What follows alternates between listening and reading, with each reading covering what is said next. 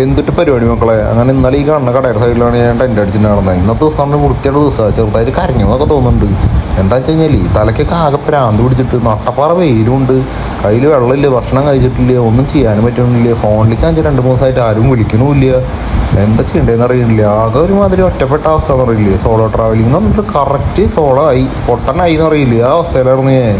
ഇരുന്ന് കഴിഞ്ഞാൽ ഇരുന്നോടന്ന് എനിക്കാൻ പറ്റില്ല. അപ്പോൾ തല ഇറങ്ങും, ഡീഹൈഡ്രേഷൻ എന്ത് കുന്തം വണ്ണാണ്ടേ ഒന്നും മനസ്സിലാവുന്നില്ല. ആകെ തലയ്ക്ക് ഭ്രാന്ത് പിടിച്ചിട്ട് ശരിക്കും ഒരു ഒറ്റപ്പെട്ട ഫീലില്ലേ.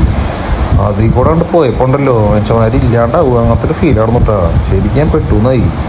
എന്താ ചെയ്യേണ്ടതെന്ന് അറിയില്ല. നേരത്ത് സംസാരിക്കാൻ പോലും ആരുമില്ല. അതൊക്കെയാണ് ഏറ്റവും വലിയ തൊരടി.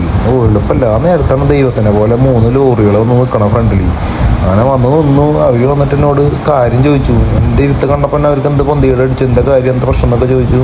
അങ്ങനെ അവർ നേരെ ഭക്ഷണം ഉണ്ടാക്കാൻ വേണ്ടി എന്താ അങ്ങനെ അവർ ഭക്ഷണമൊക്കെ ഉണ്ടാക്കി എന്നോട് ചോദിക്കുക പോലും ചെയ്തില്ല. ഒരു പ്ലേറ്റ് കിണ്ണം നിറച്ച് ചോറിക്ക് തന്നു.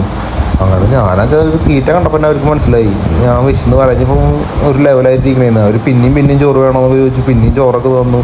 അങ്ങനെ ഞാനൊക്കെ നല്ല പിഴപടച്ചു. ഞാൻ അത്രയും അവസ്ഥയിൽ കൂടി പോയി കിടന്നേ. കാരണം ഒന്നും കഴിച്ചിട്ടുമില്ല, ചൂടും തലകറക്കം ഒക്കെ കൂടിയായിട്ട് ഒന്നും ഉണ്ടണ്ട. അവരാ എൻ്റെ തീറ്റ കണ്ടിട്ട് നോക്കിയിരിക്കുക. അമ്മാതിരി തീറ്റയൊന്നും നേർന്നേ. അങ്ങനെ ഒന്നും പറയണ്ട മക്കളെ. ഈ നട്ടുച്ച നേരത്തെ ഈ ഷീറ്റിൻ്റെ അടിയിൽ നിന്നിട്ട് ചോറിന് പറഞ്ഞാൽ അത് വേറെ എളുപ്പമല്ല. അങ്ങനെ കറക്റ്റ് ടൈമിൽ ഇവരെ എത്തിയത്. അല്ലെങ്കിൽ ചിലപ്പോൾ കുഴഞ്ഞും ഉണ്ടാകും ഒന്നും കഴിക്കാണ്ട്.